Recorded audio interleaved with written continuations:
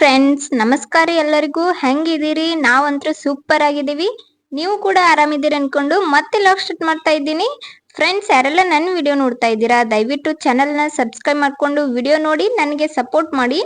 ಇಷ್ಟು ದಿನ ನಾನು ದಮನ್ನಲ್ಲಿರುವ ಕೆಲವೊಂದು ಟೂರಿಸ್ಟ್ ಪ್ಲೇಸ್ಗಳದ್ದು ವಿಡಿಯೋ ಎಲ್ಲ ಮಾಡಿ ಹಾಕ್ತಾ ಇದ್ದೆ. ಇವತ್ತು ನನ್ನ ವಿಡಿಯೋದಲ್ಲಿ ನನ್ನ ದಿನಚರಿಯಾದ ಬೆಳಗ್ಗೆಯಿಂದ 12 ಗಂಟೆವರೆಗೆ ಯಾವ ತರ ದಿನಚರಿ ಇರುತ್ತೆ ಅಂತ ಹೇಳಿ ಚಿಕ್ಕದಾಗಿ ವಿಡಿಯೋ ಮಾಡಿ ಹಾಕಿದ್ದೀನಿ. ಪ್ಲೀಸ್ ನಿಮ್ ಸಪೋರ್ಟ್ ನಮಗೆ ಇರಲ್ರಿ. ಇವಾಗ ತಡ ಮಾಡಂಬೇಡ್ರಿ, ಲಾಗ್ ಸ್ಟಾರ್ಟ್ ಮಾಡಂಬರ್ರಿ. ಬೆಳಿಗ್ಗೆ ಎದ್ದ ತಕ್ಷಣ ಸ್ವಲ್ಪ ಕಸ ಎಲ್ಲ ಹುಡ್ಕೊಂಡ್ಬಿಡ್ತೀನಿ. ಯಾಕಂದ್ರೆ ಪಾತ್ರೆಗಳಂತೂ ಸಂಜೆ ಟೈಮ್ನಲ್ಲೇ ವಾಶ್ ಮಾಡಿ ಇಟ್ಕೊಂಡಿರ್ತೀನಿ. ಕಸ ಎಲ್ಲ ಗುಡ್ಸ್ಕೊಂಡು ಸ್ನಾನ ಮುಗಿಸ್ಕೊಂಡು ಪೂಜೆನೂ ಸಹ ಮಾಡಿದೆ. ನಾನು ಪೂಜೆ ಆದ ನಂತರ ಪಾತ್ರೆ ಎಲ್ಲ ವಾಶ್ ಮಾಡಿಟ್ಟಿದ್ನೆಲ್ಲ ಸಂಜೆ ಟೈಮ್ನಾಗ ಅದನ್ನ ಎತ್ತಿಟ್ಕೊಳ್ಕತ್ತಿದ್ದೆ. ಪಾತ್ರೆಗಳು ಇಡಕ ಸ್ವಲ್ಪ ಅದೇನಿಲ್ರಿ ನಮ್ಮ ಹತ್ರ, ಅಂದ್ರ ಬಾಂಡೆ ಸ್ಟ್ಯಾಂಡ್ ಅದಿಲ್ಲ. ಕೆಳಗಡೆನೆ ಒಂದು ಕವರ್ ಹಾಕಿದ್ದೀನಿ, ಅಲ್ಲೇ ಇಟ್ಕೊಂಡ್ ಬಿಡ್ತೀನಿ. ಸಂಜೆ ಟೈಮ್ನಾಗೆ ಕಿಚನ್ ಎಲ್ಲ ನೀಟ್ ಇತ್ತಂದ್ರ ಮುಂಜಾನೆ ಅಷ್ಟು ಗಡ್ಬಿಡಿ ಅನ್ಸಲ್ರಿ ಮನುಷ್ಯ. ಕಸ ಒಂದು ಗುಡಿಸ್ಕೊಂಡು ಮುಂದಿನ ಕೆಲಸ ನೋಡ್ಕೋಕ್ ಬರ್ತದ. ಕಿಚನ್ ಒಂದು ನೀಟ್ ಇಟ್ಟಿರ್ಬೇಕು. ಬೆಳಗ್ಗೆ ಎದ್ದ ತಕ್ಷಣ ಕೆಲವೊಂದ್ ಟೈಮ್ನಾಗ ಮಾಡೋಕ ಬೋರ್ ಆಗ್ತದಲ್ಲ, ಹಾಗಾಗಿ ಸಂಜೆ ಟೈಮ್ನಲ್ಲಿ ಕಿಚನ್ ಆದಷ್ಟು ನೀಟಾಗಿ ಇಟ್ಕೊಳ್ಳೋದು ಒಳ್ಳೇದಲ್ರಿ. ನನ್ನ ಹಸ್ಬೆಂಡ್ ಟಿಫನ್ ಬಾಕ್ಸ್ ಎಲ್ಲ ಮೇಲ್ಗಡೆನೆ ಎತ್ತಿಟ್ಕೋತೀನಿ, ಬೇಗ ಕೈಗೆ ಸಿಗ್ತದಂತ ಹೇಳಿ.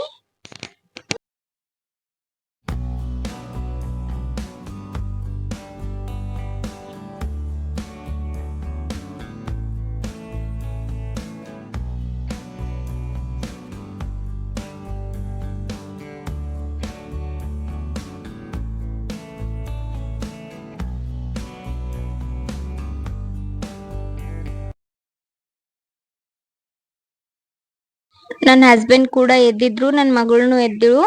ನನ್ನ ಹಸ್ಬೆಂಡ್ ಸ್ವಲ್ಪ ಎಕ್ಸರ್ಸೈಸ್ ಮಾಡೋ ತನಕ ನಾನು ನಾಷ್ಟಕ್ಕೆ ರೆಡಿ ಮಾಡ್ತೀನಿ. ಅವರು ಸ್ನಾನ ಮಾಡ್ಕೊಂಡು ಅವರು ಸಹ ನಾಷ್ಟ ಮಾಡ್ತಾರ. ನನ್ನ ಮಗಳಿಗೂ ಸಹ ತಿನ್ನಿಸ್ಬೇಕಿತ್ತಲ್ಲ, ಹಾಗಾಗಿ ಅವಳಿಗೆ ಎದ್ದ ತಕ್ಷಣ ಸ್ವಲ್ಪ ಹಾಲು ಕೊಟ್ಟಿದ್ದೆ.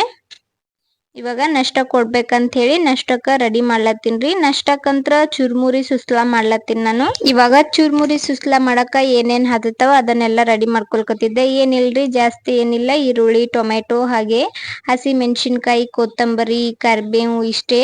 ಅದನ್ನೆಲ್ಲ ರೆಡಿ ಮಾಡಿ ಇಟ್ಕೊಳ್ಕತ್ತಿದ್ದೆ.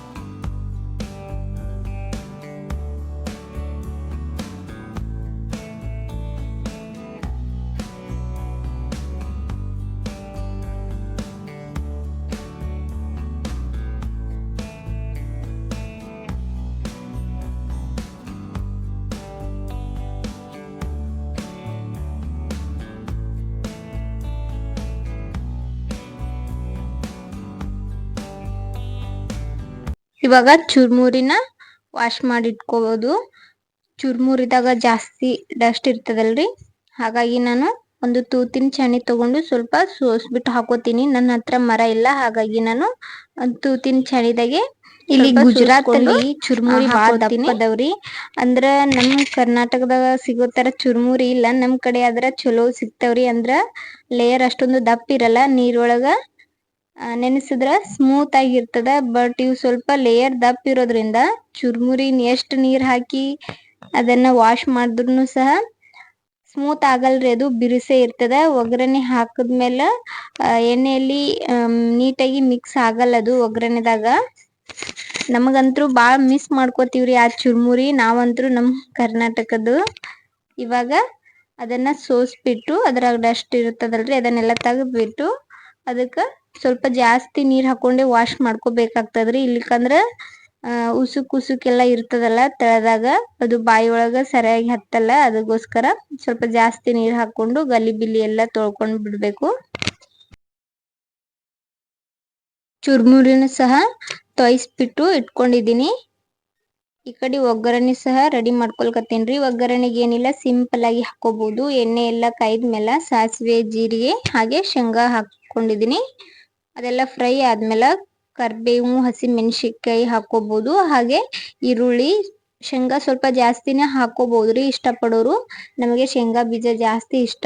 ಅವಲಕ್ಕಿ ಆಗ್ಲಿ, ಚುರುಮುರಿ ಆಗ್ಲಿ, ಉಪ್ಪಿಟ್ಟಾಗ್ಲಿ ಜಾಸ್ತಿ ಶೇಂಗಾ ಯೂಸ್ ಮಾಡ್ತೀವಿ ನಾವು. ಇವಾಗ ಈರುಳ್ಳಿ ಎಲ್ಲ ಹಾಕೊಂಡ್ಮೇಲೆ ಇದನ್ನ ಸ್ವಲ್ಪ ಗೋಲ್ಡನ್ ಬ್ರೌನ್ ಕಲರ್ ಬರೋವರೆಗೂ ನೀಟಾಗಿ ಫ್ರೈ ಮಾಡ್ಕೊಳ್ಳೋದ್ರಿ. ತುಂಬಾ ಸಿಂಪಲ್ ಆಗಿ ಬೇಗ ಮಾಡ್ಕೋಬಹುದು. ಇದಕ್ಕೆ ಸ್ವಲ್ಪ ಅರಿಶಿನ ಹಾಕೊಂಡು ನೀಟಾಗಿ ಒಮ್ಮೆ ಮಿಕ್ಸ್ ಮಾಡ್ಬಿಟ್ಟು ಅದಕ್ಕೆ ತೊಯ್ಸಿಟ್ಟಿರೋ ಚುರುಮುರಿ ಹಾಕೊಳ್ಳೋದ್ರಿ. ಹಾಕೋಕ್ಕಿಂತ ಮುಂಚೆ ಚುರುಮುರಿಗೆ ಸ್ವಲ್ಪ ಪುಟಾಣಿ ಹಿಟ್ಟು ಹಾಗೆ ರುಚಿಗೆ ತಕ್ಕಷ್ಟು ಉಪ್ಪನ್ನ ಸೇರಿಸ್ಕೊಂಡ್ಬಿಟ್ಟು ಇದಕ್ಕೆ ಆ್ಯಡ್ ಮಾಡ್ಕೊಳ್ಳೋದ್ರಿ. ನೀವು ಸಹ ಚುರುಮುರಿ ಸುಸ್ಲಾ ಮಾಡಕ್ಕ ಪುಟಾಣಿ ಹಿಟ್ಟು ಬಳಸ್ತಿರಿಲ್ಲ ಅಂತ ಕಮೆಂಟ್ ಮಾಡಿ ಹೇಳ್ರಿ. ನಾವಂತರೂ ಚುರುಮುರಿಗೆ ಹಾಗೆ ಅವಲಕ್ಕಿಗೆ ಫಿಕ್ಸ್ ಪುಟಾಣಿ ಹಿಟ್ಟು ಹಾಕ್ತಿವಿ. ಇವಾಗ ನೋಡ್ಬೋದು, ಇದಕ್ಕೊಂದು ನೀಟಾಗಿ ಮಿಕ್ಸ್ ಕೊಟ್ರ ರೆಡಿ ಆಗ್ತದ್ರಿ ಚುರುಮುರಿ ಸುಸ್ಲಾ. ನಿಮ್ಗೆ ನೋಡಿದ್ರೆ ಗೊತ್ತಾಗ್ತದ್ರಿ ನಮ್ ಕಡೆ ತರ ಇಲ್ಲ ಚುರುಮುರಿ ಎಷ್ಟು ದಪ್ಪ ಅದಾವ ಲೇಯರ್ ಅಂತ ಹೇಳಿ. ಚಳಿಗಾಲದಾಗ ಬೇಗನೆ ಈ ರೀತಿ ಮಿಕ್ಸ್ ಮಾಡ್ಕೊಂಡು ಒಗ್ಗರಣೆಯಲ್ಲಿ ತಿಂತಾ ಇದ್ರ ಅದ್ರ ಜೋಡಿ ಸ್ವಲ್ಪ ಬಜ್ಜಿ ಎಲ್ಲ ಮಾಡ್ಕೊಂಡು ತಿಂದ್ರ ಅದ್ರ ಮಜಾನೇ ಬೇರೆ ರೀ. ನಾನಂತರೂ ನಾಷ್ಟ ರೆಡಿ ಮಾಡಿ ಇಟ್ಟಿದ್ದೆ. ನನ್ನ ಮಗಳು ನನಗೆ ಹೆಲ್ಪ್ ಮಾಡ್ಲತ್ತಿಳು. ಯಾವ ರೂಪದಾಗ ಅಂದ್ರೆ ಸರ್ವರ್ ಆಗಿ ಅವಳು ಅವ್ರ ಪಪ್ಪಾಗ ಹಾಕೊಡ್ತಾ ಇದ್ದಳ್ರಿ. ಅವಳಿಗೆ ತಿನ್ನಕಂತ ಹೇಳಿ ದಾಳಿಂಬ್ರಿ ಕೊಟ್ಟಿನಿ. ಬಟ್ ಆಕಿ ನಾವು ನಾಷ್ಟ ಮಾಡೋದ್ ನೋಡಿ ಹೆಲ್ಪ್ ಮಾಡ್ಲಾಕ್ ಬಂದ್ರು. ಅವಳಿಗೆ ಕೆಳಗಡೆ ಕೂತ್ಕೊಂಡು ತಿಂದ್ರೆ ಹೋಗಲ್ರಿ. ಅವ್ರ ಪಪ್ಪ ಊಟ ಮಾಡುವಾಗ ಅವ್ರ ಪಪ್ಪನ ತೊಡಿ ಮೇಲೆ ಕೂತ್ಕೊಂಡು ಉಂಡೆ ಅಭ್ಯಾಸ ಆಕಿಗಿ. ಎಷ್ಟ್ ಹೇಳಿದ್ರು ಕೇಳಲ್ಲ, ನನ್ನ ಹತ್ರನೂ ಬರಲ್ಲ. ಇವಾಗ ನಾಷ್ಟ ಎಲ್ಲ ಮಾಡ್ಕೊಂಡ್ವಿ ನಾವು. ನಾಷ್ಟ ಆದ್ಮೇಲೆ ಕಿಚನ್ ಒಂದು ನೀಟ್ ಮಾಡ್ಕೊಂಡ್ರ ಆಯ್ತಂತ ಹೇಳ್ಬಿಟ್ಟು ನಾನು ಪಾತ್ರೆ ಎಲ್ಲ ತೊಳಿತಾ ಇದ್ದೆ ರೀ. ನಾಷ್ಟ ಮಾಡಿ ಇಟ್ಟಿದ್ದು ಪಾತ್ರೆ ತೊಳೆತಿದ್ದೆ. ಸ್ವಲ್ಪ ಎಲ್ಲ ಪಾತ್ರೆಗಳನ್ನ ಊಟ ಆದ ನಂತರ ತೊಳೆದ್ ಬಿಟ್ರ ಸ್ವಲ್ಪ ಕಿಚನ್ ಸಹ ನೀಟ್ ಇರ್ತದಲ್ಲ, ಹಾಗಾಗಿ